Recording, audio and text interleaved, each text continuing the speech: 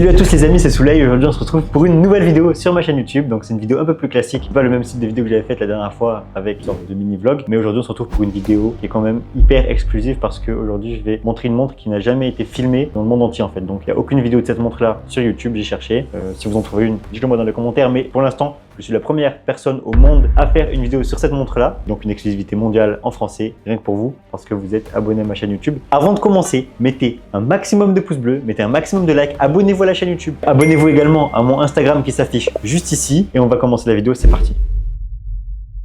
Donc, vous l'avez vu au titre de la vidéo, aujourd'hui on va montrer une montre Patek Philippe Tiffany & Co. Pourquoi Patek Philippe Tiffany & Co? C'est pas du tout le même milieu, mais c'est quelque chose qui existe, donc je vais vous montrer ça tout de suite et je vais vous expliquer ça tout de suite. Mais juste avant, je tenais à vous montrer un petit objet, donc un petit bonus que je viens de récupérer, donc toujours chez Tiffany & Co. Comme on peut le voir, le logo est altéré, donc il y a le logo de Daniel Arsham à la place du A. Donc c'est tout simplement une collaboration entre Tiffany & Co, Pokémon et Daniel Arsham. Donc Arsham Studio, c'est un artiste qui fait des sculptures, je vous en afficherai quelques-unes juste là à l'écran. Donc voilà, c'est juste en fait un collier de Pikachu designé par Daniel Arsham en collaboration avec Tiffany & Co. Donc c'est le genre d'objet exclusif que j'aime bien collectionner. C'était un petit aparté dans la vidéo avant de rentrer dans le vif du sujet. Donc je remets ça sur le côté. Dites-moi si vous voulez voir plus de choses comme ça. Et on va passer à l'unboxing de la Patek Philippe.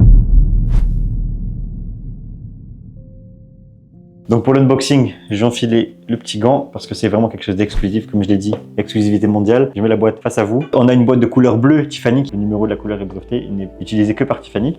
Donc c'est une surboîte et quand on ouvre, on retrouve la boîte Patek Philippe qui est à l'intérieur de la surboîte.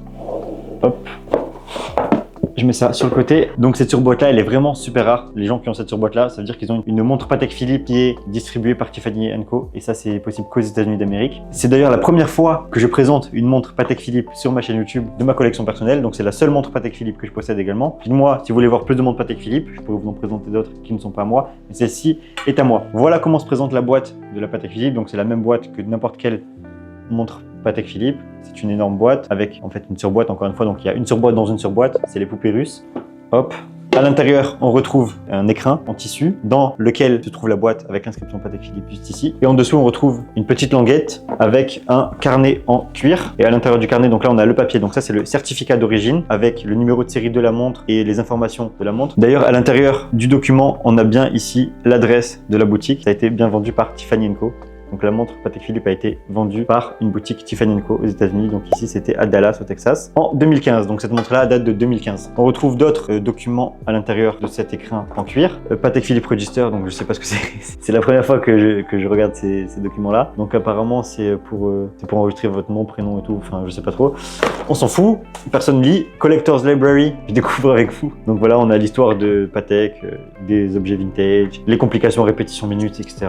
Bref, c'est un petit peu l'histoire de Patek Philippe et on a le carnet du musée Patek Philippe qui se trouve donc à Genève pour avoir plus d'informations sur le musée. Et de l'autre côté, on retrouve le guide d'utilisation, donc le manuel d'utilisation du mouvement de cette montre là. On verra après toutes les complications de cette montre, mais donc on a toutes les langues, donc le mode d'emploi, etc. Je vais ranger tout ça et on va passer à la boîte qui se trouve dans l'écran. Donc voilà, passons au vif du sujet. On a donc ici la petite protection en tissu qui enveloppe la boîte. Et on a donc une boîte en bois qui est d'une finition exceptionnelle. Donc la boîte est magnifique avec des reflets brillants. Donc le seul point négatif, c'est que ça prend les traces de doigts.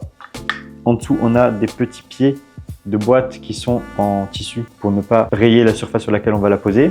Et on va passer au déballage. Il y a un petit système de verrou juste ici. Et on a juste à tirer dessus pour ouvrir. Donc 3, 2, 1...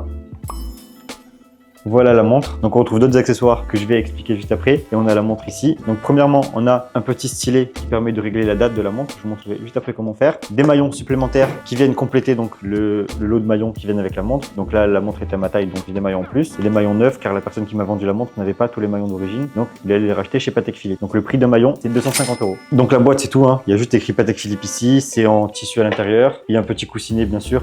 Ici, on peut ranger le stylo qui est là. Et on retrouve la montre juste ici. Donc comme on peut le voir, c'est une Patek Philippe Nautilus 5990 Tiffany & Co. C'est-à-dire que c'est une Patek Philippe 5990 en acier tout à fait classique, sauf qu'on retrouve l'inscription Tiffany & Co. à 6 heures, donc dans le compteur du chrono. D'ailleurs, cette montre est super compliquée. Je vais vous montrer tout de suite toutes les complications. Donc là, on va juste passer derrière moi pour que je vous montre la montre dans les détails et qu'on puisse voir ensemble toutes les complications du modèle. Donc voilà les amis, là on se retrouve du côté macro de la caméra pour que je puisse vous montrer plus en détail les fonctionnalités de la montre, les complications, le bracelet, le mouvement, l'épaisseur et qu'on puisse parler plus en détail de cette Patek Philippe Nautilus 5990, donc chronographe Travel Time en acier. Donc comme vous pouvez le voir, elle est en excellent état pour une montre de 2015. Je crois qu'elle a été polie, mais dans tous les cas l'état est super bon, il n'y a aucune rayure. On retrouve comme sur n'importe quel Patek Philippe Nautilus l'affichage de l'heure, sauf qu'ici on a deux affichages de l'heure. On a donc une petite aiguille qui est squelettée et une petite aiguille qui est blanche. Donc pour utiliser la fonctionnalité de Travel Time, on a juste à appuyer sur les boutons qui sont sur le côté gauche de la montre et on voit que l'aiguille blanche bouge. Donc là, j'ai aligné l'aiguille blanche et l'aiguille squelettée. Là, ça veut dire que je veux voir que l'heure qui est chez moi. Donc là, j'ai pas besoin de la fonctionnalité de Travel Time. Donc là, par exemple, je vis à Dubaï. Là, il est 17h44. J'ai qu'une seule aiguille des minutes. Et donc là, c'est très simple pour lire l'heure. Par contre, si je voyage, si je vais par exemple en France où il y a 3 heures de moins, juste appuyer 3 fois. 1, 2, 3 sur le bouton du haut. Là, je peux voir qu'en France, il est 14h44. On a juste à connaître le delta plus ou moins de la destination où l'on va pour avoir les deux heures. Donc là, quand je suis en voyage, donc là par exemple, si je vais en France, je peux voir qu'il est donc 14h44 et que chez moi, donc à Dubaï, sur la plus petite aiguille squelettée, qui est moins simple à lire, donc on va pas regarder du premier coup d'œil, je peux voir qu'il est 17h44. Donc là, j'ai remis l'heure pour être à Dubaï. Donc là, par exemple, j'ai qu'une seule heure qui s'affiche, c'est l'heure locale, donc l'heure home. D'ailleurs, on voit également l'indication home et local à gauche et à droite, donc qui s'affiche soit en blanc, soit en noir. Si c'est en blanc, ça veut dire qu'il fait jour. Si c'est en noir, ça veut dire qu'il fait nuit. Donc là, c'est pratique pour savoir si c'est AM ou PM, donc s'il est 2h ou s'il est 14h, donc 2h du matin ou 14h. Par contre, si je voyage et que je vais au Japon ou en Australie, par exemple, je peux avoir plus de difficultés à savoir si c'est 2 AM, donc s'il est 2h du matin, s'il est 14h de l'après-midi. Donc c'est pour ça qu'il y a l'indication home et local pour voir à la maison s'il fait jour ou s'il fait nuit et dans le pays où je suis actuellement, s'il fait jour ou s'il fait nuit. Donc ça, c'est la première complication de la montre. Deuxième complication, on a l'affichage de la date tout simplement. Et sur le côté de la montre, on a un petit bouton juste ici. Et en fait, ce bouton-là, on peut appuyer dessus seulement avec le petit stylet qui est livré avec la montre pour pouvoir régler la date. Donc à chaque fois qu'on appuie, l'aiguille tourne. Et c'est comme ça qu'on règle la date. Donc on retrouve beaucoup ce système d'aiguilles et de petits boutons minuscules pour les quantités perpétuelles, parce qu'en général, on ne peut pas tout régler avec une couronne, bien entendu. Donc voilà la deuxième complication. Donc on a dual time, affichage du jour ou de la nuit, affichage de la date, donc du jour de la date. Et on a également un chronographe flyback, chronomètre flyback. Dites-moi dans les commentaires quel est le bon terme technique à utiliser. Mais toujours pareil, donc comme sur n'importe quel chronographe, on a un bouton poussoir en haut à droite, un bouton poussoir en bas à droite. Donc si j'appuie sur le premier bouton, on voit que l'aiguille des secondes du chrono démarre. Donc là, ça chronomètre. Et on a en bas les minutes. Donc ce chronomètre-là peut chronométrer jusqu'à 60 minutes, pas plus. Donc il n'y a pas de compteur des heures, par exemple, comme on peut retrouver sur une Rolex Cosmograph Daytona. Et là, on a un flyback, donc comme sur les Audemars Piguet que j'ai déjà présenté en vidéo. Quand on appuie sur le bouton poussoir d'en bas, le chronomètre se reset et repart automatiquement. Alors que sur un chronographe qui n'est pas flyback, on devrait pause, reset et relancer pour faire une deuxième mesure de temps. Donc voilà pour toutes les complications. J'espère que c'est assez clair. Dites-moi en commentaire si vous avez des précisions à apporter ou si vous avez d'autres questions, je vais y répondre. On va maintenant parler du boîtier, donc parce que ça c'est quand même je crois que c'est même la Patek Philippe Nautilus qui est la plus épaisse, donc elle est vraiment super épaisse comparée à une 5712 par exemple qui est ultra fine. Là on a quand même vraiment quelque chose de grave épais. Je sais pas, je connais pas la taille exacte, mais c'est vraiment une des montres les plus épaisses que je possède. Donc c'est pas une montre que je porte tous les jours parce que bon, j'ai un petit poignet, après je la passe au poignet plus c'est voir comment ça rend. Du coup c'est expliqué par le nombre de complications qui sont fournies avec la montre. Maintenant, pourquoi cette montre est spéciale et pourquoi est-ce que cette montre est super rare? Pourquoi est-ce que c'est une exclusivité mondiale? Tout simplement parce que cette montre là a le Tiffany & Co stamp. Donc on peut voir à 6 heures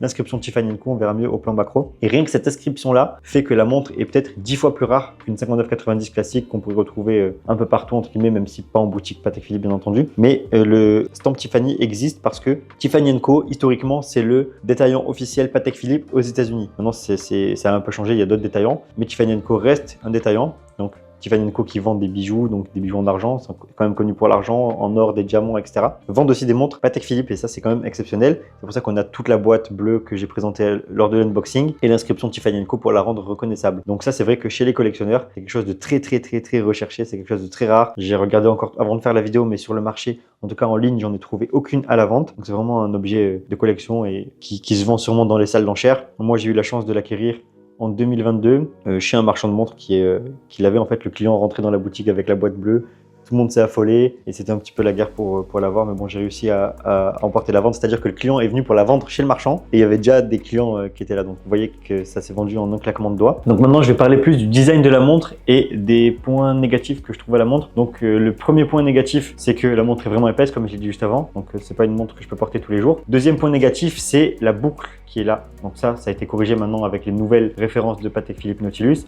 Mais c'est horrible parce que en fait, quand la boucle est fermée, pour l'ouvrir, on doit tirer. Et c'est vrai que quand on n'est pas habitué, ça fait un peu peur. Donc plusieurs fois, j'ai prêté ma montre quand la personne veut l'essayer. Et en fait, elle a peur de tirer parce qu'elle a peur de casser en fait. Donc c'est vraiment contre-intuitif de tirer aussi fort sur une montre de cette valeur-là, parce que cette montre-là, aujourd'hui, avec le stamp Tiffany & Co, elle vaut peut-être dans les 250 000 €, alors qu'une 59,90 classique sans le truc Tiffany, là, sans le stamp Tiffany, vaut aux alentours de 110-115 000 €. Donc c'est vrai que ça double carrément le prix de la montre, juste le fait qu'il y ait l'écriture Tiffany & Co, la boîte et le full set bien sûr. Donc c'est une montre de collection. En parlant du bracelet, cette montre-là a été, comme la Audemars Piguet Royal Oak, a été designée par Gérald Genta, et un bracelet intégré, et donc c'est la montre la plus connue de chez Patek Philippe. Donc si quelqu'un ne connaît pas Patek Philippe, il connaît forcément le design de cette montre parce qu'elle a également été beaucoup imitée. Je vais la passer à mon poignet pour que vous puissiez voir comment ça rend, vu que j'en ai beaucoup parlé.